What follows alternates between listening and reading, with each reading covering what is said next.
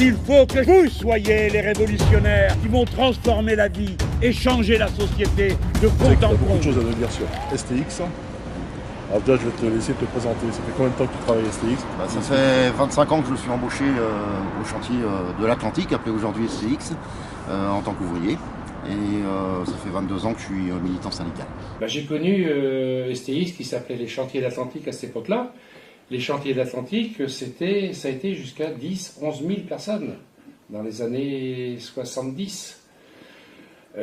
Actuellement, ils sont 2000, à environ 2100. Et sur 2100, ils sont 800 ouvriers. Le collège 1 du chantier, c'est 800 ouvriers.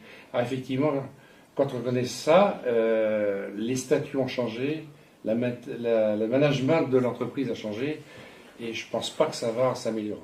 C'est quoi ta préoccupation aujourd'hui, Joël? La grosse préoccupation, c'est forcément celle que tous les salariés ont aujourd'hui.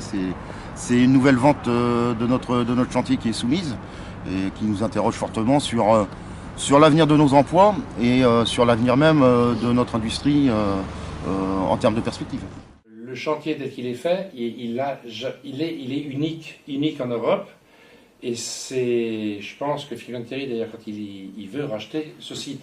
Alors pourquoi ce site est un des plus attrayants? C'est les cales, c'est les plus grandes d'Europe.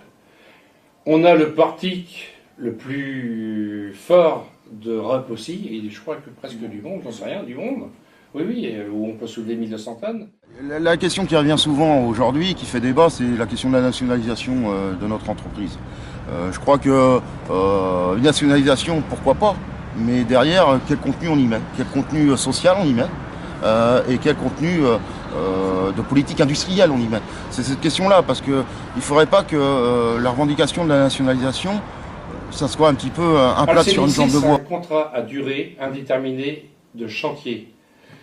Il est indéterminé parce que il a un objet. Donc il ressemble un peu au CDD. Le CDD, c'est pareil, il faut avoir un objet pour faire un CDD. Le CDD, par contre, il a un garde-fou légal autour de lui. Le Code du travail l'a bien légalisé. Le CDIC, très peu. Le CDIC, il est inacceptable.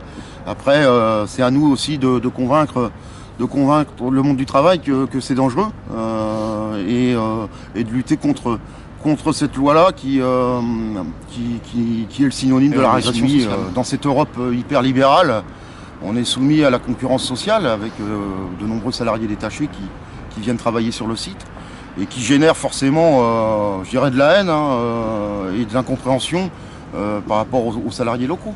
Donc c'est un jeu dangereux. C'est un jeu dangereux dont se servent le patronat, puisque derrière ils exploitent les salariés détachés. Et derrière, c'est un jeu dangereux aussi parce que ça fait monter les idées racistes.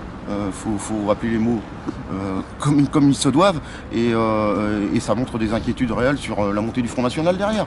Je crois qu'on est tous des salariés, quelle que soit notre nationalité. On a besoin d'avoir le même contenu social. Et c'est pour ça que l'idée d'un statut social unique pour tous, bien avec une bonne rémunération, un bon contenu social, synonyme de progrès, forcément que ça rééquilibrerait les choses et ça permettrait, je dirais, de retrouver de la solidarité.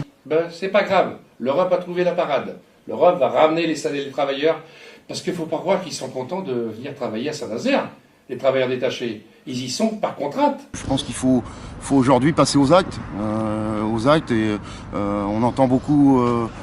On a entendu beaucoup de choses ces dernières années, de différentes opinions politiques. On voit aujourd'hui que le contenu social il se dégrade pour la majorité des Français, et on peut plus continuer comme ça. Je crois que on a un besoin de mieux répartir les richesses créées, et c'est fondamental.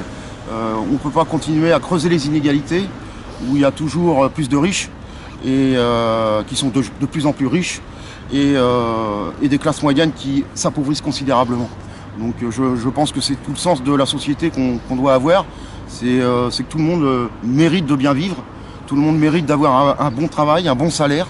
La jeunesse mérite de pouvoir faire de bonnes études. Voilà quoi, je dis tout ça dans l'intérêt du progrès pour le peuple.